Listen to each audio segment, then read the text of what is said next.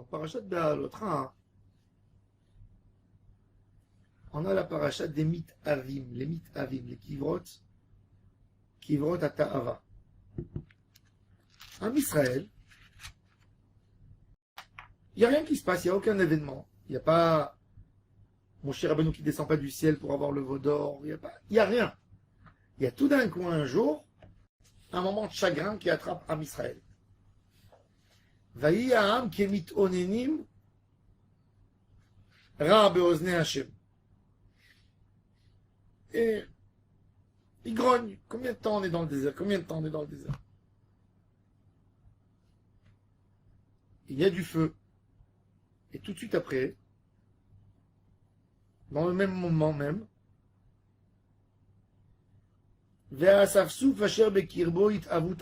le 20 Iyar. Le 21 Iyar et le 22 Iyar.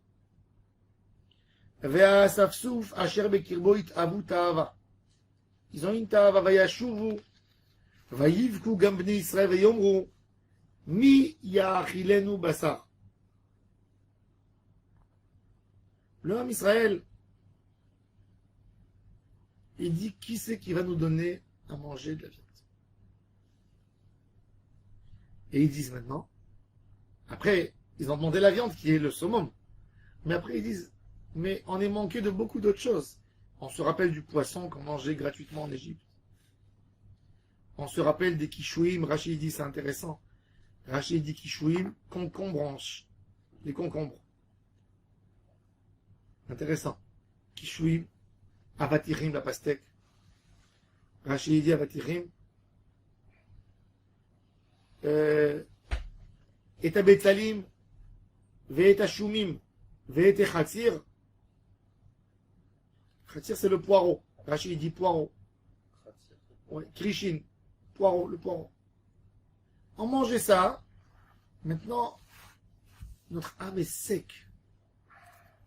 On mange que la manne.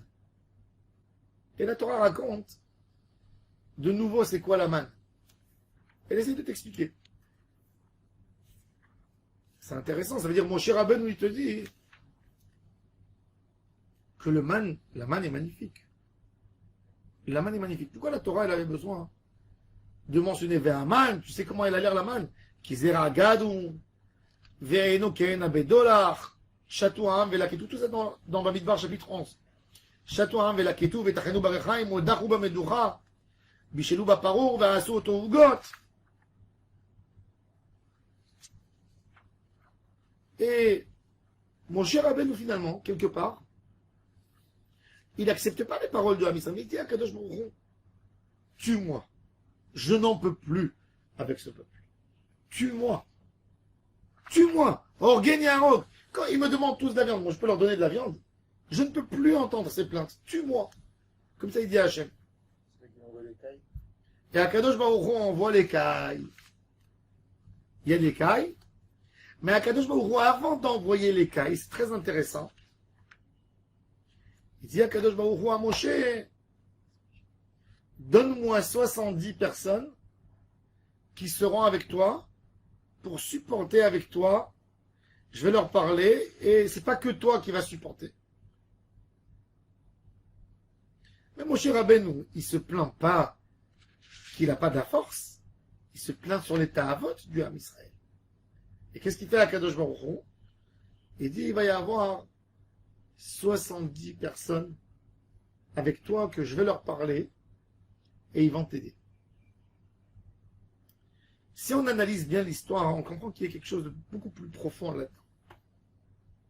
C'est-à-dire que la Torah nous dit quelque chose de très simple. Quand quelqu'un il est loin d'Akadosh Baruch, il a les ta'avot qui rentrent. Quand un homme il voit un tzaddik à côté de lui, le besoin du matérialisme, il devient petit. Quand un homme, il arrive dans un endroit où il n'y a que de la ta'ava. Vous savez, à Las Vegas, ils veulent t'entraîner au jeu, dans les hôtels. Quand tu vas même dans les toilettes, tu as une machine pour mettre de l'argent. Même aux toilettes, quand tu t'assois aux toilettes, tu as quelque chose pour perdre $1, $2. Quand tu baignes dans du matérialisme comme ça, tu vois ça dans tous les côtés, c'est sûr que tu vas tomber dans une des choses. Et c'est ça leur stratégie.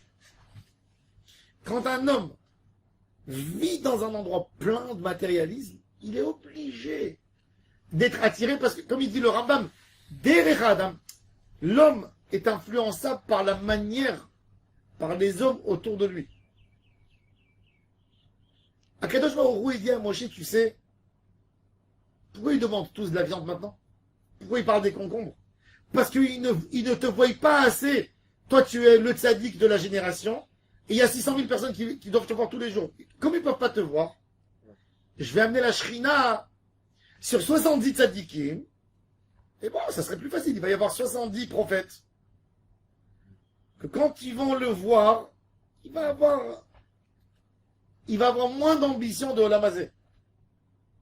Pour moi, c'est un message extraordinaire dans cette paracha. C'est-à-dire qu'on nous dit que quand un homme il voit un tzaddik, il a moins de ta'avot. C'est le message. On n'a pas besoin d'aller comme ça. Le message, il est très clair ici. Akadosh Baruch Hu, avant d'amener les cailles, qu'est-ce qu'il dit à Moshe Rabbeinu? D'abord, on amènera les 70 tzaddikim. Et maintenant, bon, déjà, ils ont eu une envie. Alors, bon, ça ne va pas leur passer directement. Alors, on va leur donner des cailles.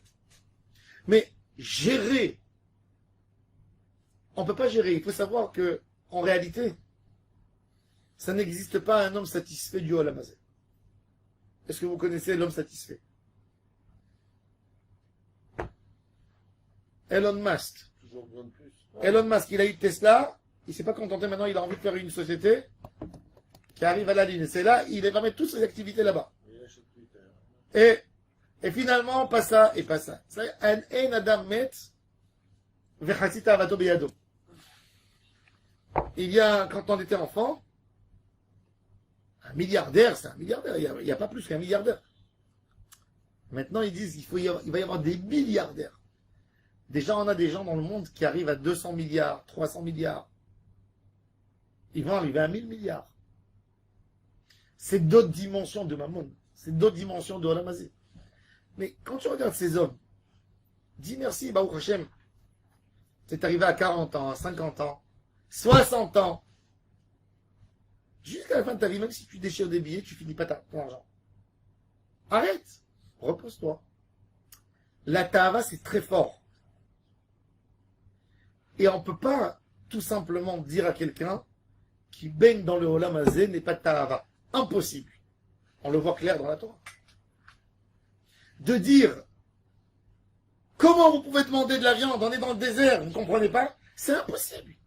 Parce que c'est dans la tête de l'homme, la ta'ava. La ta'ava, c'est la partie animale de l'homme qui est attachée à la terre, qui va absolument dire ce qu'elle a à dire. Comment tu peux l'annuler? Tu ne peux pas l'annuler.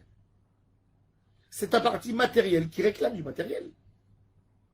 La seule chose, c'est quoi? C'est de lui mettre quelque chose de très spirituel devant elle, qui va baisser ce que le matériel demande, puisque Maneshama va être tellement influencée par le spirituel qu'elle voudra y accéder au spirituel et pas au matériel. Et c'est ça ce que Moshe Rabbeinu Behemet, la question qu'il dit à Kadosh Baruch Hu, il dit tue-moi, oui, parce que il dit j'ai 600 000 personnes qui crient Ta'ava, je ne peux rien faire.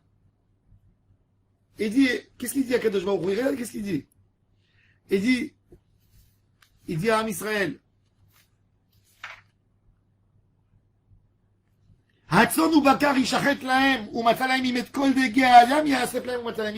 même si je leur ramène tous les poissons de l'océan, c'est des milliards des poissons.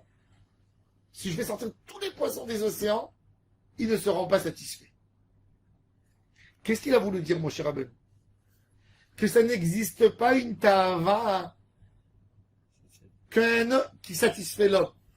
Si je l'obtiendrais, je serais satisfait. Le Zohar Kadosh, il dit que Kesef, c'est Midat HaRachamim. Pourquoi? Parce que kesef, ça vient du mot kisufin. Nirsefa vegam kalet anarchi.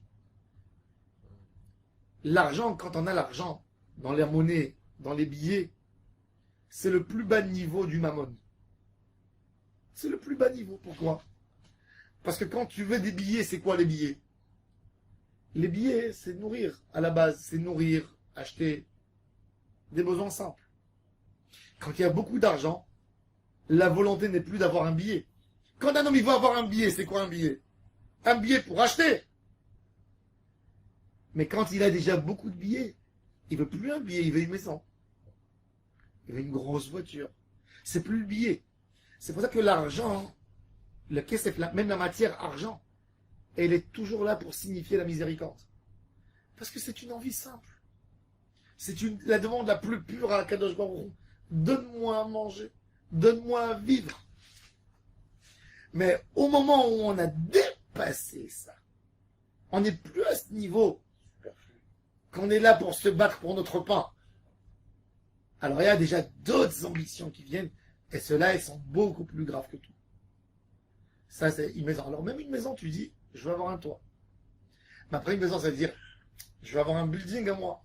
Je veux avoir un immeuble de bureau. Je veux avoir une grosse société.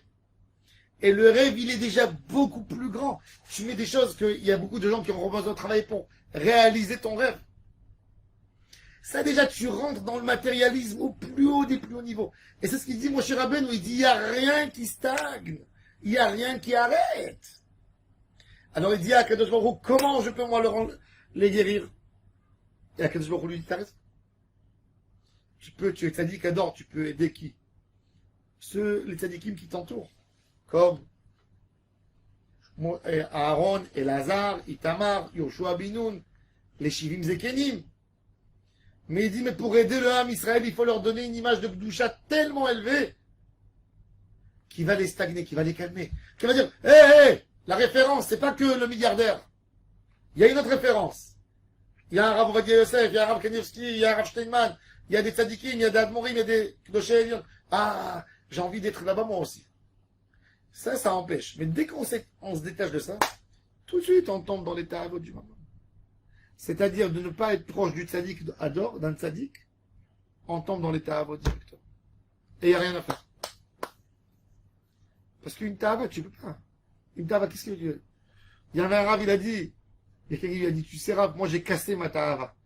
Il dit, ben ouais, quand t'as cassé une tava, maintenant t'en as deux. J'ai cassé ma tava. J'ai cassé ma tava. Ça ne veut rien dire, j'ai cassé ma tava. On ne peut pas casser une tava.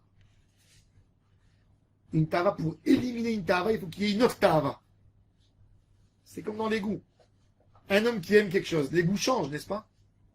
Les goûts changent. Un homme, dans sa vie, il aimait le sucré, maintenant il est passé au salé. Mais le salé a rempli la place du sucré. Si toi, tu remplis pas ta neshama avec une tava de gdusha, tu as des tavot dans la mazette qui ne vont pas te lâcher. C'est impossible. L'homme, par la base, il a une tava. La tava, c'est une partie humaine dans l'homme. Elle ne s'éteint jamais. Et la question, c'est comment je la dirige, vers où je dirige ma tava. Alors que Hachem nous aide, que toute notre tava soit vers lui, vers les tzadikim, vers les Kdoshé Elyon. Et là, on sera préservé et sauvegardé de toutes les ta'avot du Olam Hazé. Baruch Adonai l'Olam. Amen.